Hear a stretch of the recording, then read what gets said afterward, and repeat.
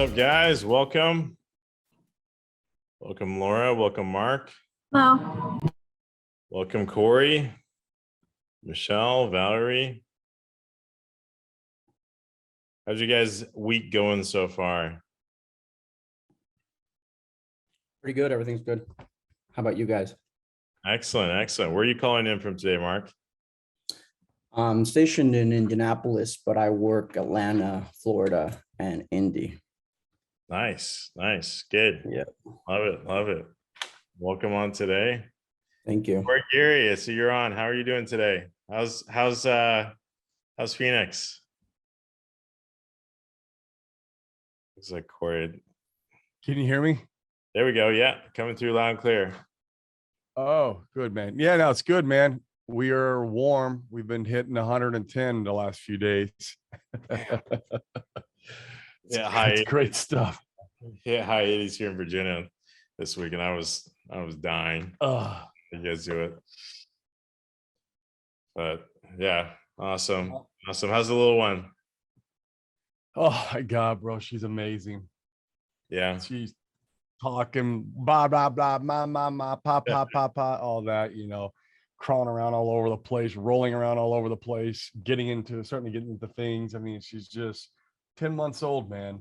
First year birthday's coming up. Love it. Love it. Awesome. Awesome. Well, super happy to have you on here. Valerie, Michelle, guys, if you're on and you're on as an attendee, we'll invite you up as a panelist. If you want to unmute yourself, join the conversation, feel free to.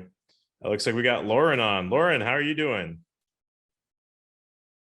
Lauren Hardy. Hey there, this is Debbie. I just haven't changed the name yet. No worries. No worries. I just saw you guys join InvestorLift recently, and I know Lauren and a lot of our clients have a lot of mutual friends. So welcome. Welcome. Yeah, absolutely. Thanks. Awesome. We got Valerie calling in from Chicago. How are you doing, Valerie? I'm doing well, thank you. How are you guys doing? Excellent. Excellent. We have this blistering heat over here in Chicago too. It's something, isn't it? Oh yeah. Sorry. All over. Awesome. Well, let's dive in today, guys. We'll do again this week. We're just going to keep things casual and just office hours Q&A. You can ask questions to myself or anyone else on this call. Anything that you need help with in your business, moving deals, analyzing deals, structuring your business, scaling your business, you name it, whatever challenges you have. We've probably seen the exact same challenges on a deal or on a business 1,000 times before. So we're here today to just help you out with whatever you need help with. So don't be shy. We keep these things, if you haven't been on one of these before, we keep them super casual and just chat and try to help each other take our businesses to the next level.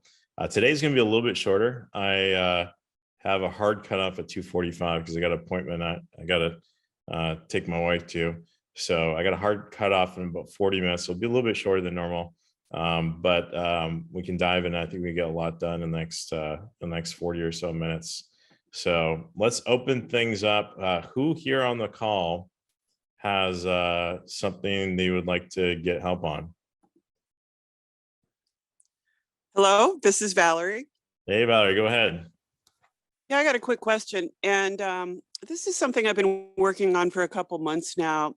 I am trying to find buyers for a very large portfolio. It's a portfolio that's in Illinois, Southern Illinois, across the river from St. Louis, single family homes, about 90 of them. Wow. Or I shouldn't say single families.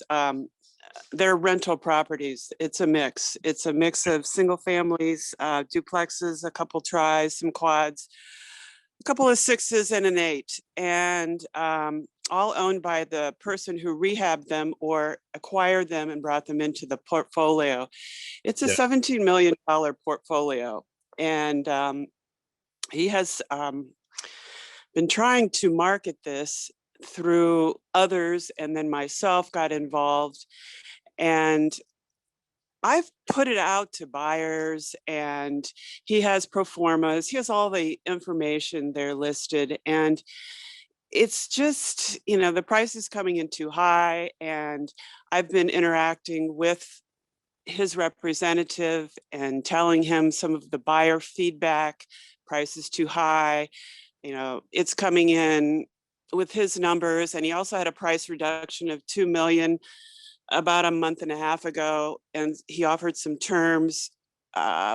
He had cap rates around, I don't know, some 5s to 7s, and then he had a value add, before the rents would be raised, and then he did some projections for after. And even with the reduction in price, the cap rates, they're still falling below 10. And Yeah.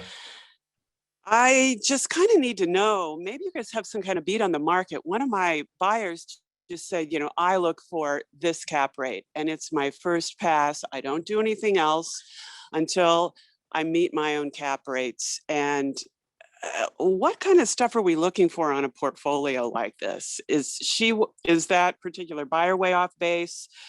I've provided this feedback back to the seller's representative, and I haven't heard back from them. I'm going to touch base later this week. So, do we just wait for a price drop? I need some advice on what I should be doing. I don't want to waste other buyers' time and appear to be bringing a clunker to the market, if you know what I mean. Yeah. And I see that a lot on these package deals. Like, people send me package deals a lot, and then I'll be like, yeah, I already saw this one like 4 times this week from 4 different people. Like, these package deals just get circulated because everyone, like, especially new people in the business, as soon as they like see a big package deal, they're like, oh my God, like $20 million. If I made 1% of that or 2% of that, I cover my marketing for the next 6 months. So they tend to get circulated. Like, as soon as the tapes get out, they just get emailed around like crazy. This particular buyer's representative. One quick question I need to let you know, Robert. This particular representative is a very, I don't know, she's a very seasoned real estate wholesaler down in that market, and she's been very adamant on keeping this tight. It's not gone out to the Facebook groups. It's not been circulated, and she requires non-disclosure agreements. So she's keeping it tight, and I'm keeping it tight for her. Perfect. Yeah, that's always the first thing you want to do when someone like brings you a package deal and they're like, hey, can you find me a buyer? You want to find out, does that person actually have an under contract, or otherwise, it could be 8 deep and then it could be a complete waste of your time. Sometimes people are trying to sell packages that are already sold months ago. So if you've seen her contract and she has it under contract, then I think you're in good shape to invest some time and effort. She's JVing with the owner of the entire portfolio. Perfect. Yeah. So I'm in essence direct to seller. Okay, great. What I would do, so first thing to think about too with cap rates is, like last year, there was a lot of people that were willing to pick stuff up on 5 caps. Now, that increases as interest rates increase. So when interest rates increase, that increase in interest rates needs to be captured by the cap rate of the property, right? Because that adds direct cost to the property owner, because they're not going to buy straight cash. They're going to leverage debt, on their assets. So if interest rates go up 0.5%, then whatever the cap rate people were looking for before that is going to go up by 0.5% as well. Okay, maybe even more if they're anticipating increased, additional interest rates increases. So 5 to 7 seems pretty low. 5 to 7. I mean, you could get that in some areas if it's a really good area, because what investors are looking at is best risk adjusted return, right? So if I'm in like a really, let's say if I'm investing in stocks, if it's like a blue chip stock, it's been around for whatever, super long amount of time, like Microsoft or Berkshire Hathaway or one of those things, I don't need a crazy high rate of return, because I know that the risk is very low. This business has been around for a very long time. If it's a startup, right, a brand new company, I might need a really high interest rate because there's a lot of uncertainty around that. Same thing with investment properties. If investment properties are in a really prime area, rental rates are very stable, not a lot of issues. And then, investors look at that as like, parking cash, and they're happy to get a lower return on investment for the lower risk that they're putting out. Now, the challenge is, of course, if it's in bad areas or less desirable areas, then they need to higher return for the additional risk that they're taking on. Now, if you see hear the same feedback over and over and over, again from buyers, then chances are it is overpriced. So if they say it's overpriced, then what I would always shoot back is, okay, what do you think this is worth? I always try to get an offer from every buyer I talk to, even if they're, if they're like, hey, it's not worth 7.5 million. My question is, okay, well, what would you buy it at? And their numbers might be a lot lower than they're actually willing to pay. They'll probably be willing to pay a little bit more because they're always going to try to low anchor you, right, and sell you on selling them it's them cheap. But if you start hearing the same numbers over and over and over again from the same from buyers, then that'll kind of give you a ballpark of where it needs to be at. And then, do you know how to calculate cap rates off of cash flows and things like that? Is that something you know how to do, or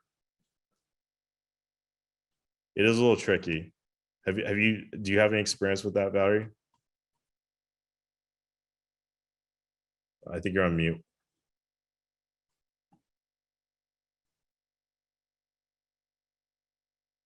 Yeah, you're on mute, Valerie. I might do a video just on that. There's probably some on YouTube, but maybe I'll do a video just on that.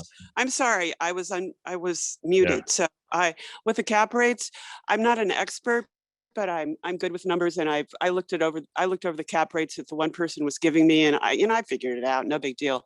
But it would be a worthy webinar or one of your office hours. Here's another thing. I guess you've answered a bunch of my questions, but the thing that I just don't want to keep bringing this out, or should I keep bringing it out to other buyers? Because I do have other potential buyers, and then they'll be telling me the same thing. I've already got 2 no's based on price, both thinking that it's more retail.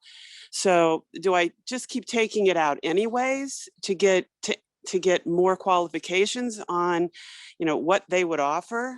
Or did those first 2 give you a sense of where they thought it should be? The one did, but he was basing it pre-discount, and then I just factored in the discount. The spread was still between the bid and ask it was way too much. But if the seller lowered and he upped, he would tighten the spread. So I'm sure it would have been fine. There could have been a deal there.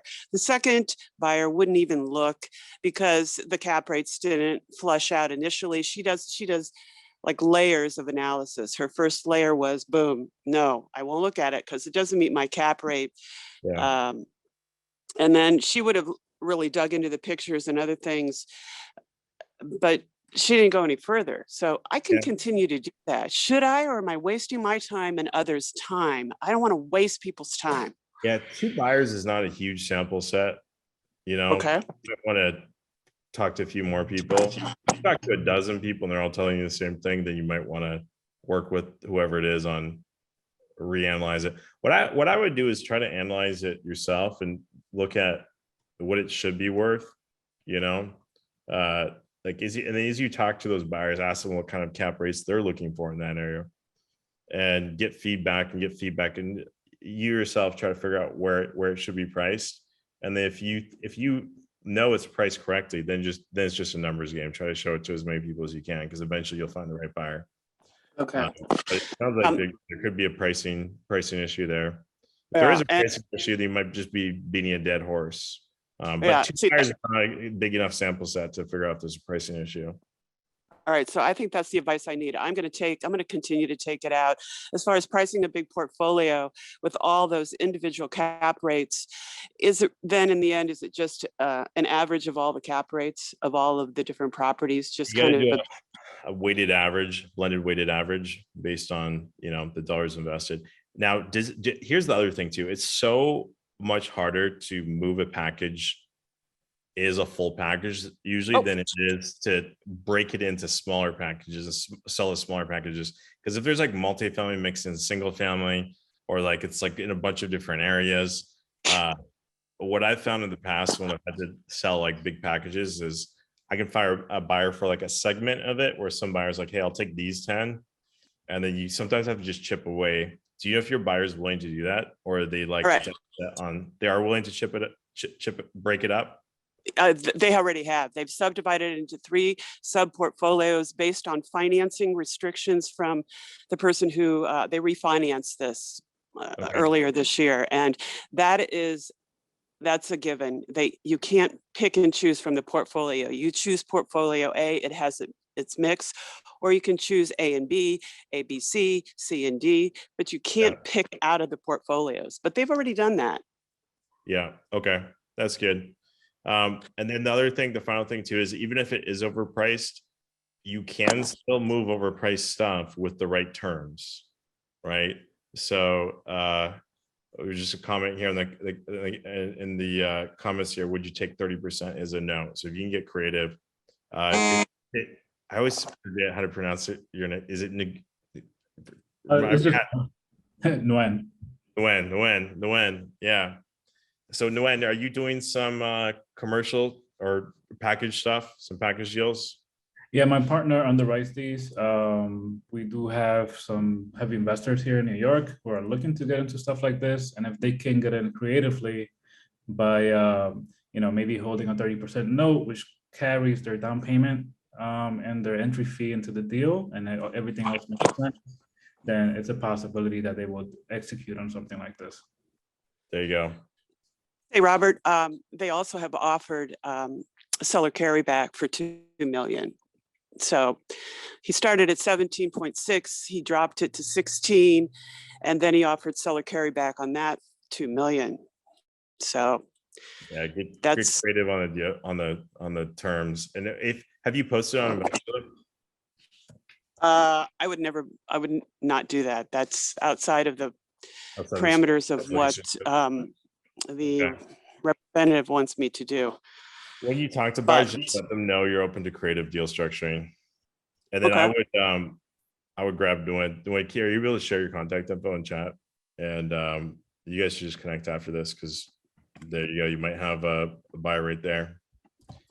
Yeah, and I'm traveling right now, so I can't get chat. So I'll just contact Nguyen through the InvestorLift site, or DM you or something, if that's all right, Nguyen. Yeah, I sent you a message on Facebook just so you can have it. Perfect. And Robert, thanks for your time. I don't want to eat up all your time here because I know you're shortened today. I really appreciate the feedback. Thank you so much. Yeah, no problem. Well, keep us posted on how it goes, and hopefully you can cash some checks here on this one. Yeah, and I'll be looking forward to that office hours when you talk about cap rates. Yeah, I'll try to do one. We'll just do it. We'll grab a deal and just do a walkthrough A to Z on how to build a cap rate table, and because then you can filter out the BS real quick, and it saves you a lot of time. Once you learn how to do that, like, it doesn't need to be a crazy complicated model. I could probably just build a template and throw it on the knowledge base where you just plug in your parameters and spits out your numbers. And if that's helpful, guys, do a thumbs up or drop in the chat if that would be helpful. If enough people are interested, I'll do one of those.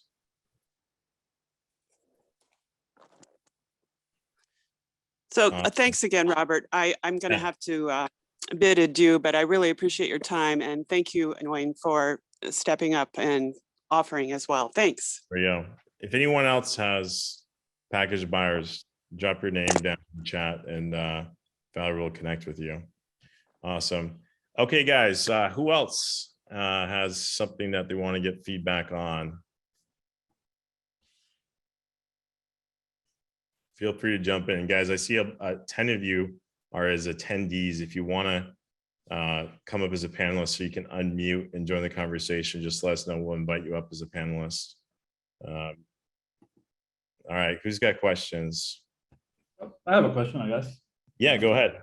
So it's funny because when I joined InvestorLift beginning of the year, I don't know, but then we kind of stopped. We stalled the wholesaling for a bit because we had a big buying operation for some people that I had to tackle. Yeah. But now we're ramping back up, especially in Texas, and leads are coming in like crazy. So we are wholesaling again. I know it sucks, but I just didn't have the manpower to keep both going at the same time. I don't have a team, a good solid team. So my question is, I guess we've built, and I dropped it in the Facebook group on one of the messages that you posted. We built this messaging system from scratch in order to be able to do mass outreach. And if you guys have any big buyers list that you want vetted, especially very interested in Texas, please let me know, and I can, volunteer to do that. Obviously, it'll help me a lot because I know buyers all over Texas. But yes, that's my comment. Love it. No, I would love to do that with you. I have 400,000 I need vetting. So the way we'll do it, and guys, by the way, if you're on this call, just email support@investorlift.com. Yeah. 2 to 3 cities or counties that you're willing to vet buyers for. Okay. And if you do that, we will send you data of buyers in those areas that they're in the investor buyer database, but they just haven't been opted in yet, right? Someone maybe scraped them off a Facebook group or whatever. We have them in our databases, but we don't want to start texting and emailing them until someone's had a conversation with them and been like, hey, are you cool looking texts and emails? So initially we were thinking about doing this, like having our VAs do it, but I was like, the best thing to do here would be, pro users need buyers, and a lot of us need buyers. Why don't we just split it up, and a few of us tackle a city here or a county there, then it takes a really big job and breaks it up and makes it a lot easier. So if you do want to get buyers, just email support@investorlift.com. Give us 2 to 3 cities or counties that you want to vet. We'll give you 2 or 3 at a time. If you do a good job on those, we'll just keep on sending you more. So if you finish 2 or 3, you're like, hey, I'm done with these, and then ping us back. And, as long as you've done a good job on the last few and have vetted it, a decent number of the last batch we gave you, we just keep on giving you more and more and more. So that's probably one of the fastest, easiest ways to go build up your buyers list, because you don't have to go skip trace and do all that. We're just giving you data that we have in the database already. So yeah, would be happy to hook you up with some of those. Would you guys be cool with us as the initial, just to be able to do mass outreach at the beginning, sending out kind of like a form? Hey, I'm sorry this doesn't apply to you, but if you're a cash buyer in this area, you'll feel free to opt in. That type of system. Is that okay? I'll leave it up to you on how you vet them. We'll just give you the data, and whatever process you want to use to try to get, work through that list. That's fine with me. Cool. So, all right, awesome.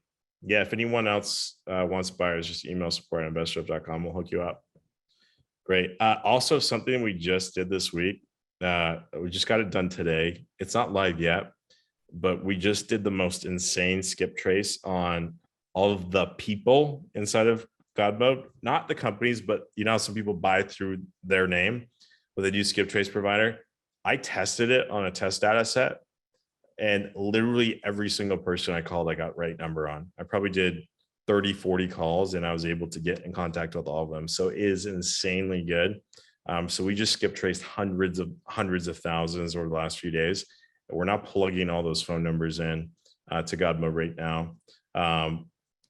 Courtney saying oh yeah, you're up as a panelist. Perfect. Another cool thing we just launched today, by the way, on God Mode, I'll show you this, is, in a lot of these areas, if you're in God Mode, let's say I'm in like Atlanta and I'm trying to find the biggest buyers in Atlanta. You come in here, and if you're on page 1, you're filtering buyer score high to low, you got like all the Zillow and Open Door and all that. We have this new show hide iBuyers. Actually, wait, here, I'll show you. I had it turned off. So you would have, let's see, buyer score high to low, there'd be Open Door and all this stuff, and you'd have to like scroll down past all of those before you find the real buyers. There's this new toggle switch that you can toggle, and it'll filter those out, so you can go straight to the real buyers right away. Okay, so small little thing, it just makes God Mode so much easier to work with. Okay, so that's another. I'm gonna have an update video probably out in a few days. We just launched a whole bunch of new features in this, so awesome. Good questions. All right. Who else has a question, comment, something that you need help with? I can Yeah, go ahead, go? Courtney. Can I go? Yeah. Okay, so we specialize in creative finance, and most of our deals are sub 2 deals or wrap mortgage deals. What is the best way to list those on InvestorLift? Because I'm finding out like it's asking for the purchase price, but really the purchase price is just the down payment, really, plus our assignment fee. So I don't know if there's a good way, or if you have any advice on how to Yeah. best list those. You know what I mean? So we've been doing the full purchase price on there, but then I'm like, are we losing out on potential investors who are like, ooh, I only have to come up with 25,000 for a down payment plus your assignment versus, you know, hundreds of thousands. Yeah. So the purchase price is just used to calculate your assignment fee, right? So the buyers don't actually see your purchase price. What I would do, I think the most important thing is put that it's what type of creative deal it is in that title. Okay. Like put that in the title, because that title is going to go up is the subject line for your email. And there's so many buyers that are shopping for exactly that type of deal. You know, like I got a few friends, they do Airbnbs and they love creative financing on Airbnbs. So those buyers that are just specifically going through InvestorLift every day looking for that type of deals, when you hit them with that, like right in the subject line of the email, like, you know, subject to deal, and then I put that in the description, put the, you know, the terms or whatever in that description. I think that's going to be the best thing for you. Okay. Yeah. Okay. I'm Cool. going to start And then building some stuff specifically for sub 2 deal postings and give users the ability to filter, like post that, hey, it's creative finance, it's sub 2, whatever, and then give buyers the ability to filter. So that will be coming soon. We just haven't had a chance to get to it yet. But yeah, it is coming soon. okay, cool. Good Thank you so question. much. Awesome. Isaac's asking, when will SMS be back? SMS is going live for all companies tomorrow. We've been beta testing it just with the first few companies. Everything is now 100%. Everyone's happy, no issues. It's going to be probably 30% more powerful than the last texting system that we had. And then if you weren't on the last office hours where I showed you guys how to turn it on, what you're wanting to do is go under settings. So after tomorrow, we'll roll out sometime tomorrow for all users. Go under settings, go under integrations, and then, oh, I guess I don't have it on my account. Let's see. There'll be a button here that says, oh, here we go. I was impersonating someone. Settings, integrations, Twilio.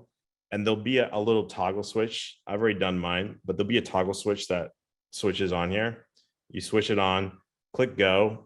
And then to get you guys really good, like 100% deliverability, what we need to do is register you for what they call 10-digit long codes. 10 DLCs is what they call them for short.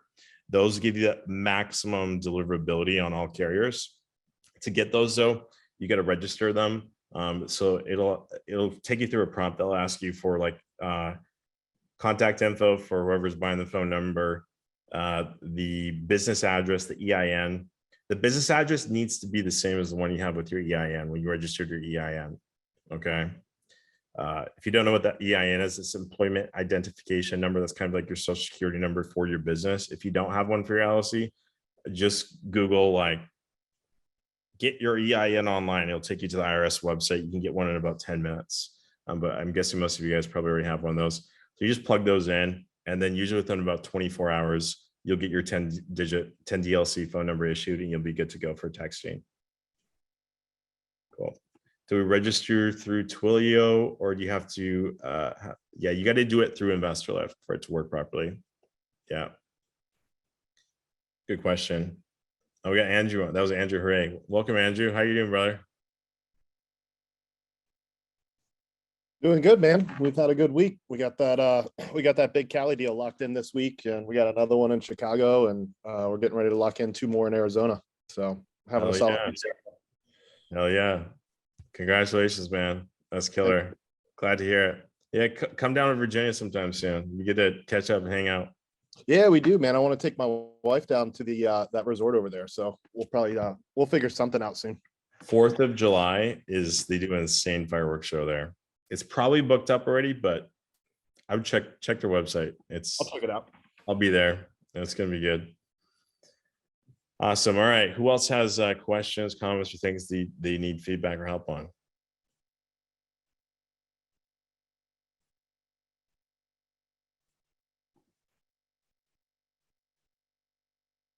Don't be shy. You had mentioned that you were going to do a filter for buyers that are looking for creative finance purchasing. It looks Yeah. like right now for buyers going to the website, they can only really filter out by state and price. Are you guys going to ever do it by at least like county or city or something to make it a little bit easier to find Yeah. things? Yeah, that's on our to-do list, is to add full filters. When we first built it, I built the front end and we had like, I don't know, 30 deals at a time initially. And it just grew so fast. And we've just been trying to give you guys as much stuff on the back end that we've kind of neglected updating the front end buyer site for a while. But yeah, now that it's grown quite a bit, we're going to be adding full filters pretty soon. So you'll see that coming along pretty quickly here. Good question. Awesome. And it looks like Maxine, you have your hand raised. Maxine, go ahead. Hey, Robert, how are you? Excellent. How are you doing? Good, thanks. I'm just multitasking here. Sorry. There I am. Great. Question about the SMS stuff. So we have been one of the companies that's obviously using it. Great. It's having Yep. great inbound. A few buyers that have been receiving SMSs that, don't wish to, don't know how they got put in the system, et cetera, which, we deal with all the time, but they're receiving marketing prior to 8 a.m., which I guess is with the, threatening legal, why are we texting at 5:30? Because of course they're flagged for all of the US. You know what I mean? So we're coming into this a couple of times. So now if we want marketing to go out for our Eastern markets at, 8:30, so, great open rate time, we're struggling, and now we're switching it to be 11 just to be protected. Any feedback, advice? Yeah, I've been thinking about killing that USA geotag. Is this The cause? other issues, yeah, it does. It does cause issues, and people just get thrown in that aren't really qualified, and they have multiple profiles. So, even if they're tagged in the right market, if they don't even know they're in there, it can still come up, right? Yeah. If you want to minimize this, the way to do it, and by the way, I'll just show you guys what we're talking about in case you haven't seen. So if I'm a buyer on InvestorLift, I can come in under my location settings and I can turn this on for all USA. Okay, meaning I get alerted about every single deal everywhere. The other thing is you can also do it from the buyers list. You can come in here as a user and toggle it on here. The problem is that I've seen with this, and we added it because so many people were asking for it, but then what I realized, who's using it is the daisy chainers. That's who loves it. The daisy chainers love it. And I don't know how someone would get that added by accident, because someone has to go in there and know that feature exists and turn it on. I don't know how someone would get that by accident and not know it's there. Well, and it's like the people that put them in, I don't know, but even, for example, this woman was flagged for Washington. So she's West Coast, right? Like us. So I get pinged at 5:30 with our notifications. So she was like, I want to see Florida, but I'm in Washington. I don't want this at 5:30 a.m. Just take me out of the system. Yeah. Yeah, that's a good. And there are legal ramifications, and we've had a good couple kind of pipe up. Again, these people that don't even know what InvestorLift is, or, they're not even interested necessarily. Yeah. Here's what you could do. Here's how I would probably handle it, is split out your blast, your email and your text blast separately. Okay. And what I would do is, instead of hitting everyone on those text blasts, first of all, make sure you're only hitting vetted, but go crank up your minimum buyer score. And then schedule that text separately to just the higher scored buyers. That way it's going to knock out all the people that aren't actually doing anything on the system. Because if they have a higher buyer score, that means they're logging in. They're interacting. Yeah. That would be a little. And send it to them earlier and then send it to the others later, like have 2 different blasts go out. You could do that. You could segment it. You could do one that is, later on, and you could do one, you could mix match as many as you want. But if you wanted to not have texting issues, first of all, there's no way to get around, like get to 0 texting issues. Of course. Oh yeah. But the question is, do you market it? Do you not market it? Right. So what I would recommend is, if you want to be extra safe, do only vetted and just crank up that buyer score to a point where you feel like if someone's got a buyer score of at least a few hundred, then that means they're active. What I could do here too is I could give you another option, like has opted in for SMS.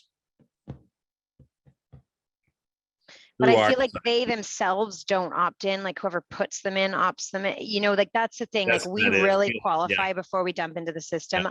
I'm not pointing fingers, but there's a lot in there that it's, yeah. We allow people to, use their discretion. Some people are really good with it. Some people aren't really good with it. I've had some scraped lists uploaded that are clearly scraped lists and flagged as vetted, and it's a challenge. I think the way to get over that though is going to be the buyer scoring, because if they're active and or give you more filters. I could give you some filters on there, like so you could get creative, like has logged in, or has logged in days, has made offers. Well, if they're VIP, they've made offers. Well, it'll be interesting once like everybody else has access to SMS starting tomorrow, which is great. Like we'll revisit it over the next week or so, see what other, folks are getting as far as feedback and what kind of makes sense for everybody. Yeah. Yeah. Keep me posted, because all of this stuff, we can build whatever features you guys want. So whatever solves, if you're running into too many issues like that, we just got to get creative on, okay, how do we deal with this? And usually like within 30 minutes of brainstorming, we can come up with some way of solving it and get that live and shipped within a few days. So talk to your team about it. Ask them what they think would be good, but maybe try higher buyer scores and see how that works. Yeah, I'll have to check in with marketing, see what they put in. I know they do a minimum of sorts, but I'd have to check in with them what they're doing. I can see the notifications obviously, but I don't set them. Yeah. The other thing that we're doing that I think is going to help with this a lot is we have a lot of buyers that get stuck with 0 buyer score in the data set. That's been a big problem. So a lot of people are only hitting higher scored buyers, so you just kind of end up stuck there, especially like, because you can only do 7,000 blasts at a time. So if you're on like cartel level and you're trying to hit Atlanta, there's like 65,000 buyers there. So like the bottom 53,000 are kind of just like stuck in limbo, but some of them are active. So with this new skip trace we just ran, the numbers are so freaking good that what I looked at the other day is, hey, if we see the same phone, this really good phone number is on God mode, and then we have the same phone number and the same first name in our buyers data set, what if we just join the 2 based on phone number? Let's try that.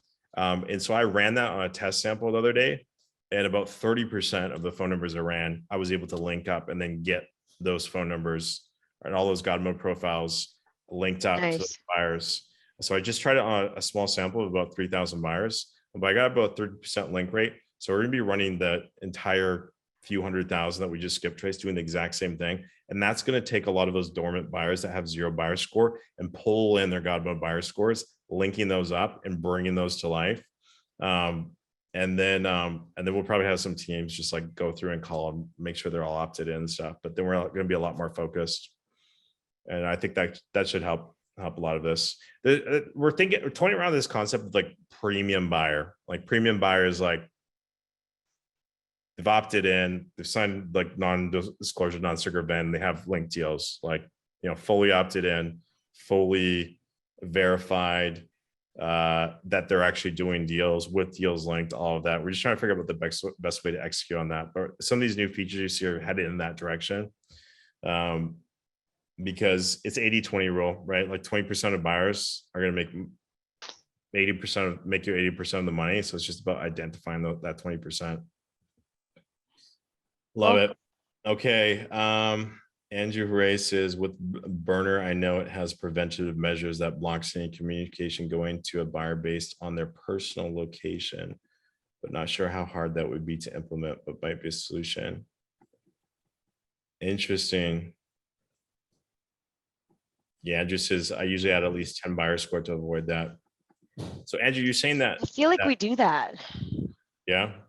Try cranking it up a little bit more. See if that helps.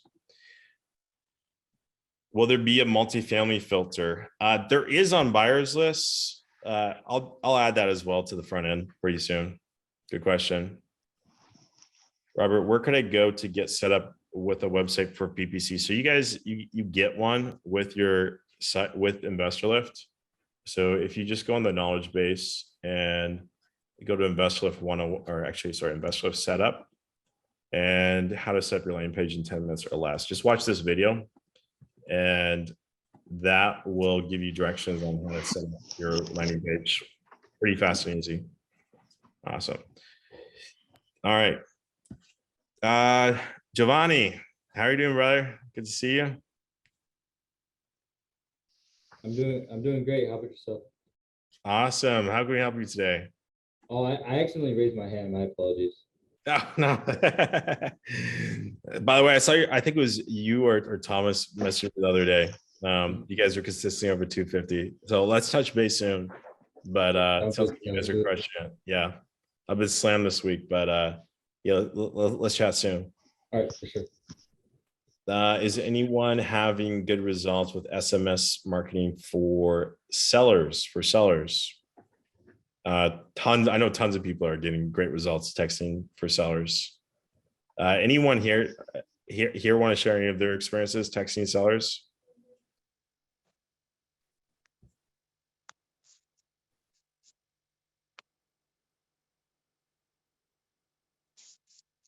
You guys are quiet today. Yeah, I mean, there's like most guys that are big are running some sort of text messaging campaigns. It's just all a numbers game, right?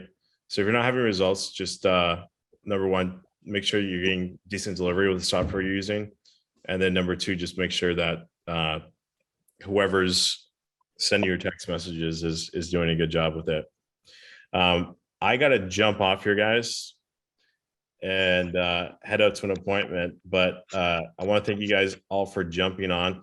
Next week, I think what we're going to do is have another guest speaker coming on. I'm not sure who yet, but I'll think about, see who's available. But I think we're going to switch back, do a guest speaker next week, bring on our heavy hitter. The last few we've had have been awesome. You know, we had Forrest Blackburn, Josh, Tiffany High, all of that. So it's been pretty massive, the value that they've had over the last few. So watch for next week's announcement. We'll post it on the Facebook group, and hopefully we'll see you guys all next week at the same place, same time. Hey, Robert. Yeah. Can you check your Facebook Messenger real quick? Do. All right. Awesome. Thanks, all right. Thanks, guys. Appreciate it. And we'll see you hopefully next week. Talk to you later.